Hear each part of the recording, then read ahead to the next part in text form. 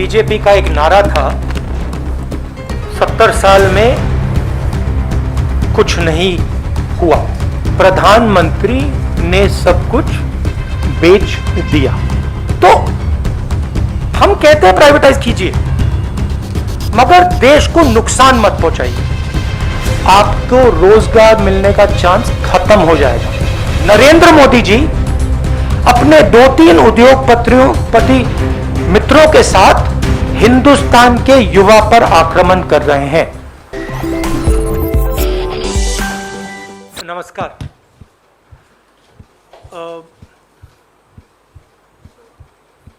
नरेंद्र मोदी जी का एक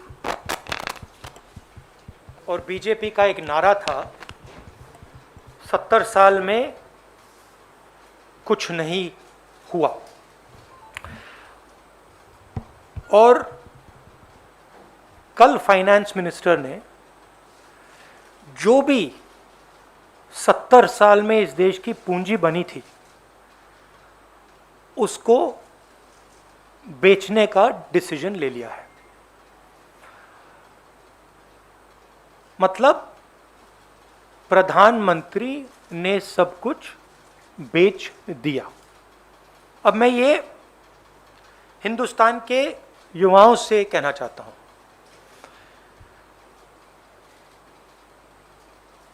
आपके हाथ से रोजगार छीना, कोरोना में आपकी मदद नहीं की, आपके जो किसान माता पिता हैं उनके लिए 3 स्पेशल कानून बनाए, और आज मैं यहां यह पढ़ना चाहता हूं कि प्रधानमंत्री अपने मित्रों को हिंदुस्तान का क्या क्या बेचकर दे रहे हैं। और इसको पढ़ने से आपको पता लग जाएगा, मुझे कहने की भी जरूरत नहीं होगी कि कौन सा एसेट किसको जा रहा है, और ये जो सिलेक्शन किया गया है ये किन लोगों के लिए किया गया है और किस प्रकार से उनको फ्री गिफ्ट दिया जा रहा है। तो शुरुआत करता हूं मैं रोडवेज। 1.6 लाख करोड़ रुपीस का gift, 26,700 kilometre national highways. Railways जो इस देश की रीढ़ की हड्डी है, जिसके बिना भाइयों और बहनों देश के गरीब लोग एक शहर से दूसरे शहर में नहीं जा सकते। आज जो लोग ट्रेन में बैठे हैं, आप सुनिए, 1.5 लाख करोड़ रुपए रेलवेज, 400 स्टेशन, 150 ट्रेनें, रेलवे ट्रैक और वुडशेड। और जो हमारे रेलवेज के एम्प्लॉई हैं, आप भी बात समझ लीजिए, जब ये रेलवे से छीनकर किसी प्राइवेट एंटिटी को दिया जाएगा तो आप समझ लीजिए आपके रोजगार का क्या होने वाला है। मुझे समझाने की जरूरत नहीं है। उसके बाद special gift power transmission, 42,300 circuit kilometres of transmission network. Power generation, 6,000 megawatt hydro solar wind assets from NHPC, NTPC, NLC। National gas pipeline, 8,000 kilometre GAIL की पाइपलाइन। किसको जा रहा है आप जानते हो, petroleum pipeline, 4,000 kilometre Indian oil corporation and HCL की pipeline. Telecoms, 2.86 lakh kilometre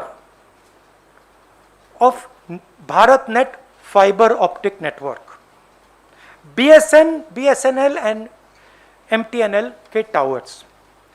where housing, किसान भाई आप इसको अच्छी तरह सुनिए, वेयर हाउसिंग 29,000 करोड़ रुपीस की warehousing, 210 lakh metric ton food storage. भाइयों और बहनों, आपको मालूम होगा कि ये 2010 लाख मेट्रिक टन स्टोरेज किसको जारी है? कहने की जरूरत नहीं। Mining 160 coal mines, 761 mineral blocks, airports 21,000 lakh crore, 21,000 crore sorry, 25 airports किसको जा रहा है आपको मालूम? पोर्ट्स 13,000 करोड़, 31 प्रोजेक्ट्स, 9 पोर्ट्स किसको जा रहा है आपको मालूम? Stadium 11,000 crore, 2 national stadium. अब देखिए, ये जो एसेट्स हैं इनको बनाने में 70 साल लगे हैं, और इनको बनाने में हिंदुस्तान की जनता ने लाखों करोड़ रुपए अपना पैसा डाला है। ये पूरा का पूरा 3-4 लोगों के हवाले किया जा रहा है। आपसे कहा जा रहा है भाइयों और बहनों, क्या नाम दिया इसका, क्या कहते हैं इसका? नहीं, वो एक लाइन थी, नेशनल मोनेटाइजेशन पाइपलाइन। ये आपका भविष्य है। ये जो आपका भविष्य है, इसको बेचा जा रहा है, इन 3-4 उद्योगपतियों को गिफ्ट दी जा रही है। रियलिटी है।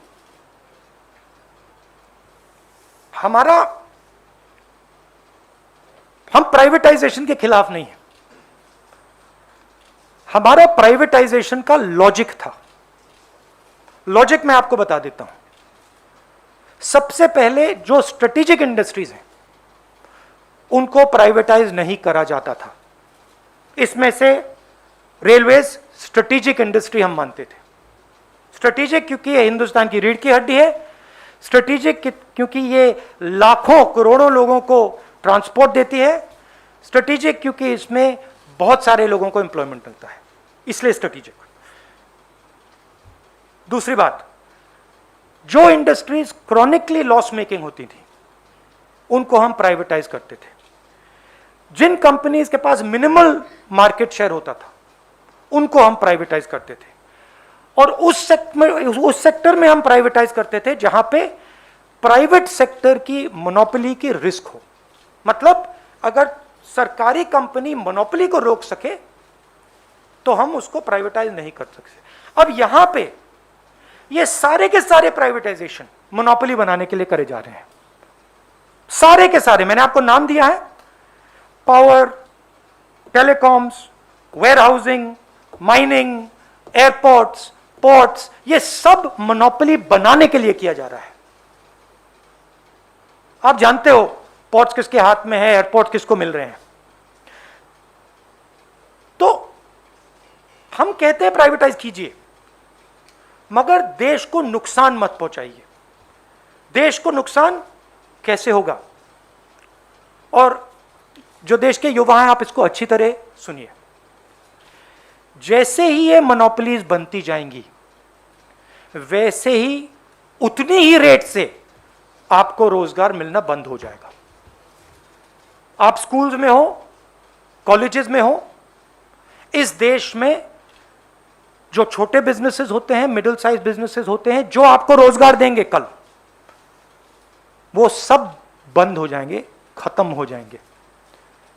3-4 बिजनेसेस रहेंगे, इनको एम्प्लॉयमेंट देने की कोई जरूरत नहीं रहेगी और आपको रोजगार नहीं मिलेगा। मैंने कोरोना के बारे में बोला था, आप लोगों ने मजाक उड़ाया। ठीक है, मैं फिर से बोल रहा हूं, और हिंदुस्तान का युवा आप अच्छी तरह सुन लीजिए। जैसे ही ये होगा,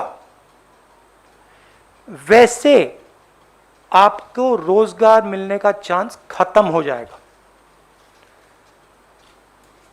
ये हिंदुस्तान की पूंजी बेची जा रही है, मगर ये आपके भविष्य पर आक्रमण है। नरेंद्र मोदी जी अपने 2-3 उद्योगपति मित्रों के साथ हिंदुस्तान के युवा पर आक्रमण कर रहे हैं।